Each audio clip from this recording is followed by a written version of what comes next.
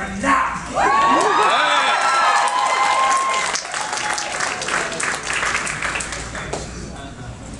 Hello, yes. You got the drink with you? This will be very relaxed, I think. More than relaxed. Let's, Parents, cover your children's ears. It's going to be a bumpy ride.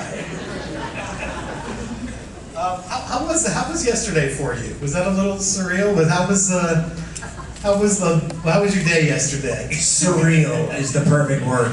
And you guys know one of the things that was so great yesterday is that the unbelievably talented Robert Kurtzman.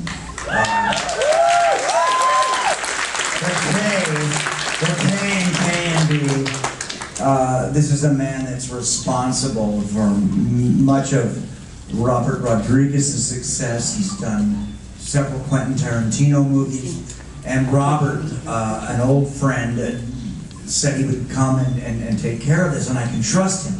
Some of my other makeup guys have retired or they're producing now, so I was able and grateful to get Robert to come up here with his crew and design a kind of hybrid makeup from Nightmares 3 and 4. So you guys got something special. Now it was a little bright, but not because of our wonderful photographers, just because of the digital technology and the lighting necessary. But still, it was, I think everybody got bang for the buck, and it was great. But, you know, I just kept wanting to talk with Robert about old times, you know, and projects we both worked on, and early parts of our career. So I had to kind of bite my lip and just get on with it. But it was great, because I think the fans appreciated it. Actually, yeah.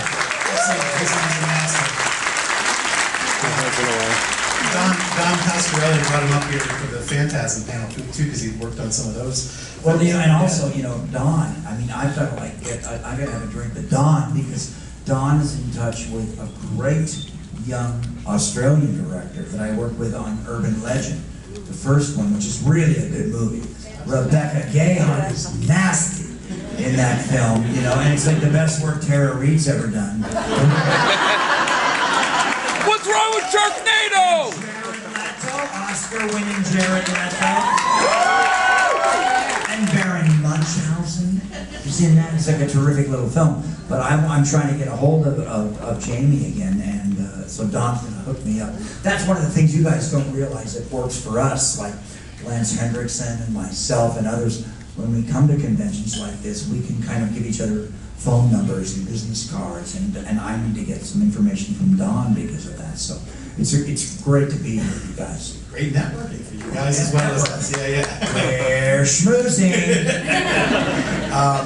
No, Nick told the story about when we got our pictures taken with you yesterday that Kurtzman was there, and we saw him touch you up a little bit, and just seeing that.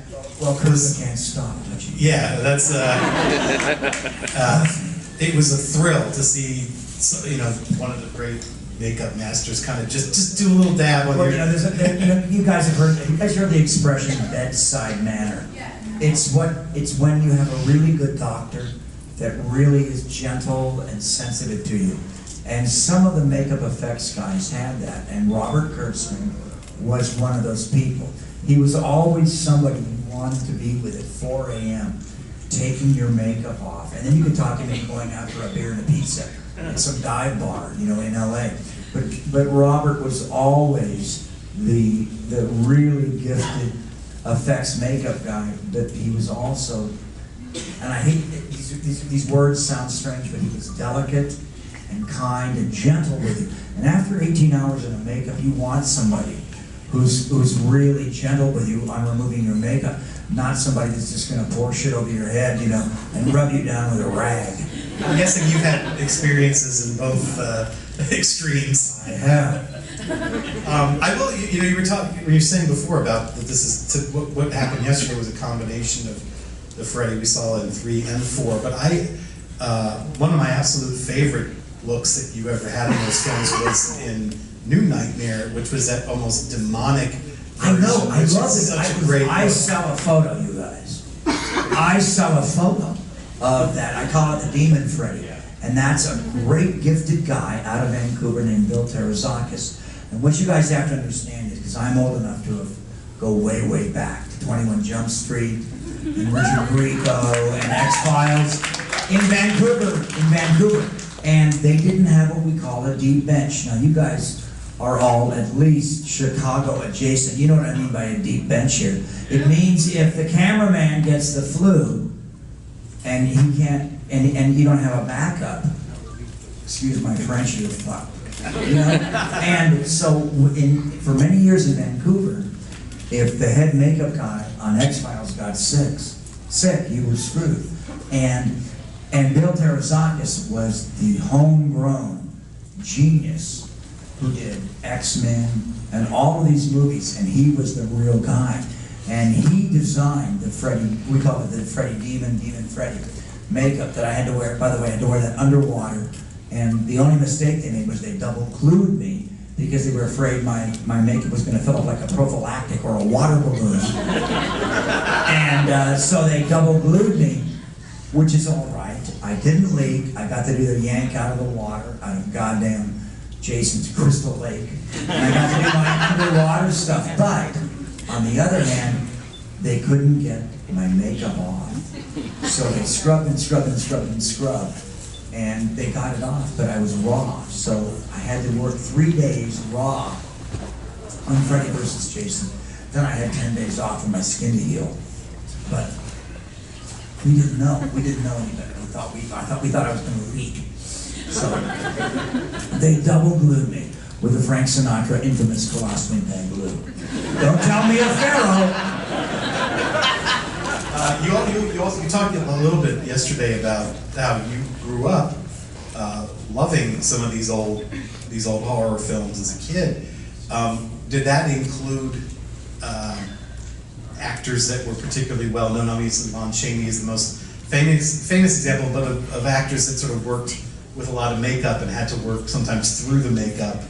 Were those some of your particular favorites? Here's what happened to me. I went away to drama school, you guys, and I became a big snob. I was the asshole in the turtleneck, with the corduroy jacket, with the patches on the sleeve. But I was a really good actor in Shakespeare, and I did a lot of clowns. But I was a snob. I dated the girls in the leotards. And they all had cats named Ophelia. And I forgot my childhood roots. Not my childhood roots as an actor. My childhood roots as a fanboy.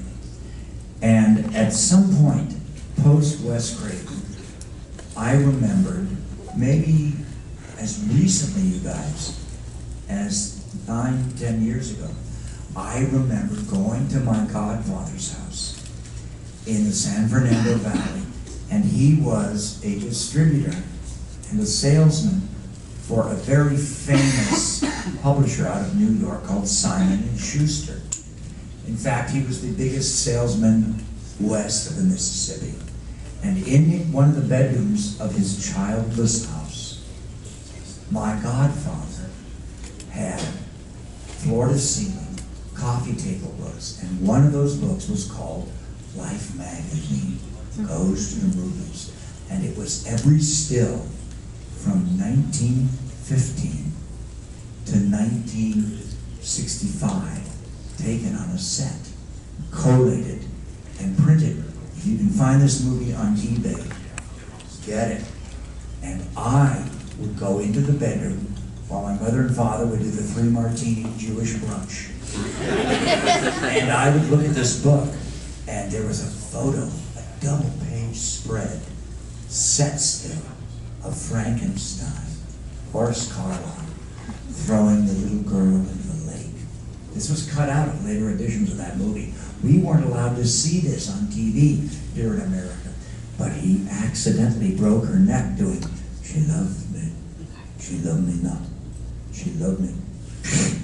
Oh, I killed the baby. I throw her in the baby. That really happens in the movie. It's an incredible scene. So there's a photo of that. Then a page later is a photo from Daughters of Dracula, 1933. And nobody was wearing a bra. just like Amanda Wiss in that or Elm Street.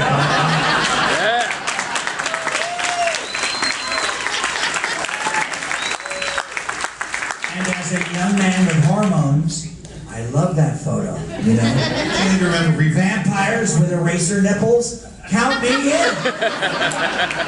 And then further back was a 2-page spread, postage stamp size, of all the characters that Lon Chaney had played in his movies. And he looked different in every single photo, you guys. And I remember one, I think it was called Zanzibar. And he was a blind man, and he boiled an egg. He took the placenta off the hard-boiled egg and wrapped it around his own eyes, inside his eyelids, to make his eyes milky and blind. What is that? It's the first goddamn contact lens. This is like 1917 silent film, you guys. So, all this stuff was in little Robbie Englund's brain when he watched 20,000 Leagues Under the Sea on opening night with his mommy and daddy on Hollywood Boulevard. When he watched Forbidden Planet opening night on Hollywood Boulevard, the giant squid, the sucker marks, when Disney wasn't afraid to really do some nasty shit. When Disney was still had balls. So I remembered all of this later, and I think that little Robbie Englund in his godfather's master bedroom looking at these coffee table books in the late 1950s, I think that was in the back of my mind when I said yes to Freddy Krueger. Because I think I wanted to play with the makeup. Like a fanboy.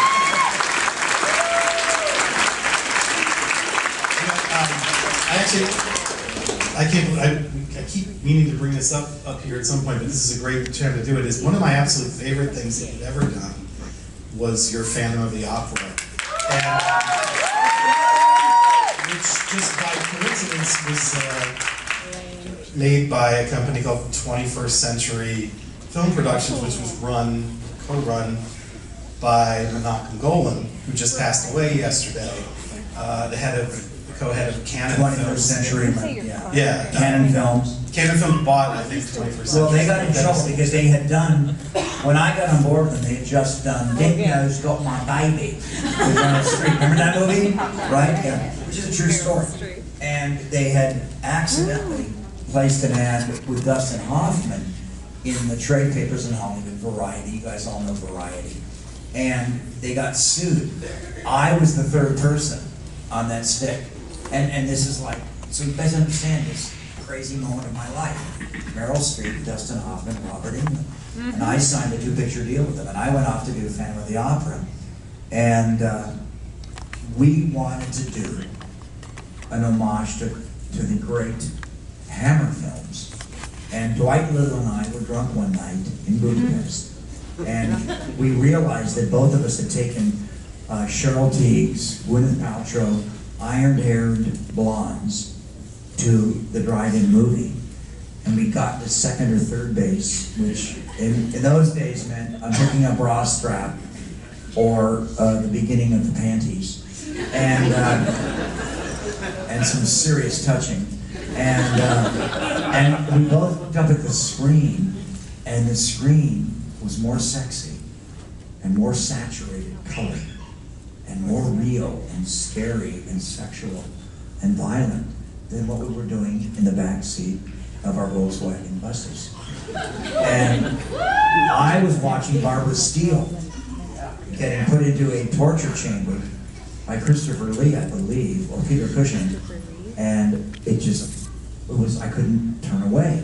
And Dwight told me, so we made our Phantom of the Opera as a nod, a tip of the hat, a curtsy, an homage, if we want to get intellectual, to the Hammer films of that time. Because the rest of America were Glee nerds, early Glee nerds, that thought that Phantom of the Opera was a musical with a gay chorus line. And that's not what it is. This was a book that had been the #1 bestseller in the world translated into more languages than the Bible about horror and about death and about this man that lived beneath the Paris Opera. So when we did it, we translated it to Jack the Ripper's London, but we still had that kind of Hammer film ethic, ethos involved that we wanted to like get the fans involved. It was our it was our salute to Hammer films. I remember that so well because the Reds were like beyond The red. Reds were red. But I also, it was, we were in Budapest and they had styrofoam sets and it was all candles in my lair and the sets would melt. And I had like molten styrofoam drips on my arm. And I had fake hair in that movie because I was supposed to look like a bust of Beethoven. And this is what I used to cover my disfigured face as the Phantom so that I could kind of pass and sit in the box seats of the opera to hear the music by my women and sung by my woman. And I remember it was not OSHA approved, believe me. It was like 4 guys with gasoline rags in their back pockets and one little goddamn fire extinguisher. And they were all drinking cognac on the set. That was the fire department. The other film I want to ask you about that isn't a Nightmare on Elm Street film is Behind the Mask, which is an interesting.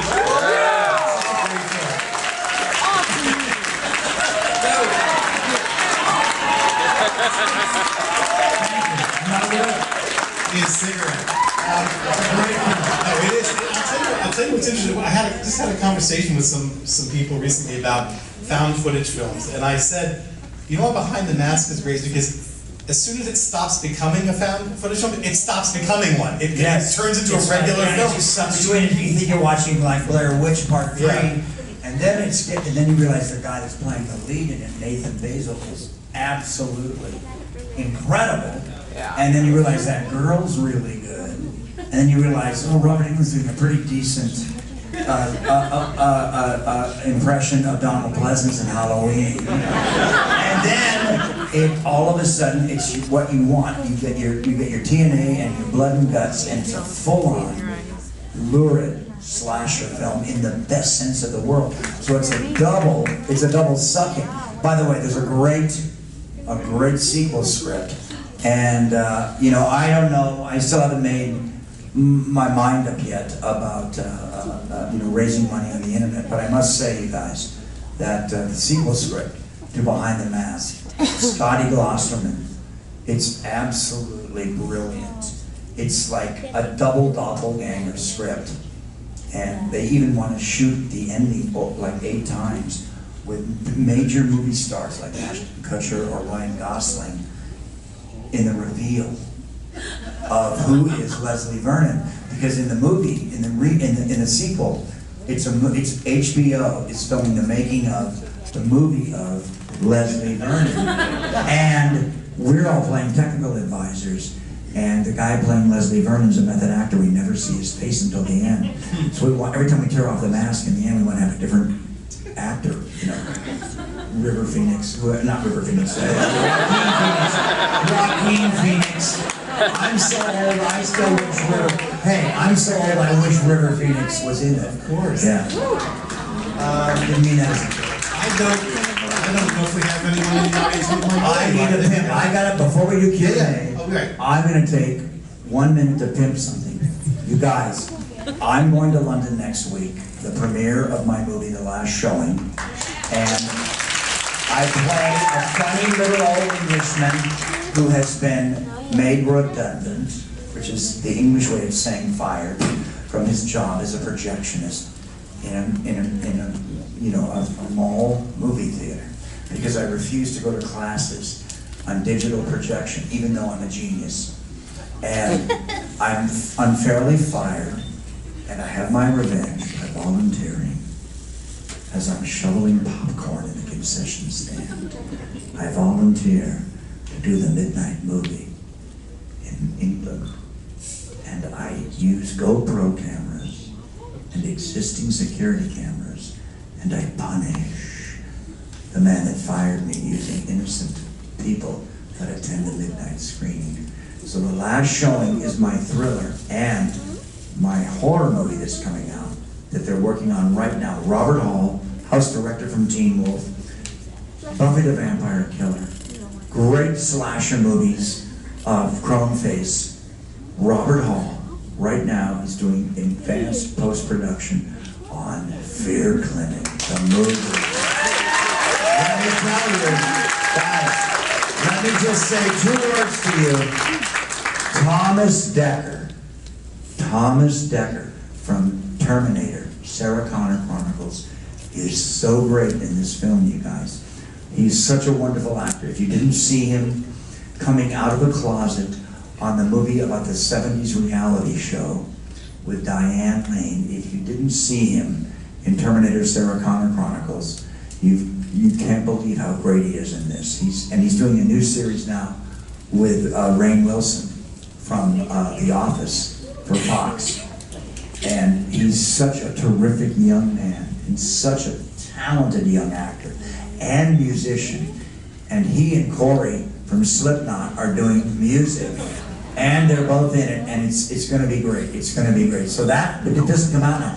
We were going to come out in February, but for Halloween, but the Halloween market got a little too crowded. So now Anchor Bay is bringing us out in February 2015. So that's my other one. I'm done pimping myself. I want Q and A. I want Freddy Girls and Black Braziers.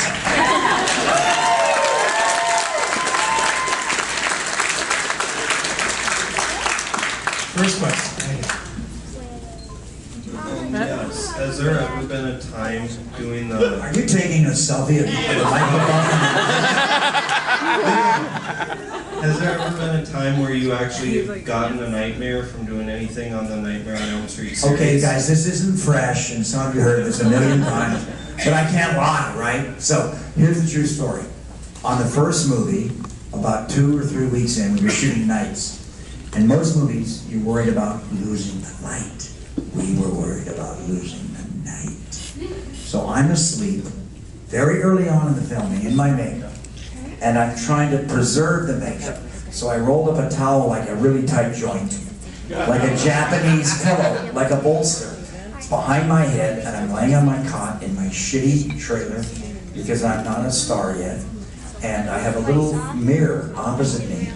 And there's the makeup lights, you know, like makeup lights look like around a mirror. But they're all on dimmer. They're all on a dimmer switch. They're very low. And there's a pound, pound, pound, pound on the door. Mr. Englund, we're going to try to get this shot before dawn. Mr. Englund, you're the second AD. And I sit up like the goddamn Bride of Frankenstein. And I swivel out of the bed, and I look into the mirror. There, in the half-light of the makeup mirror, in the forced perspective that you get in a mirror, is this old, bald,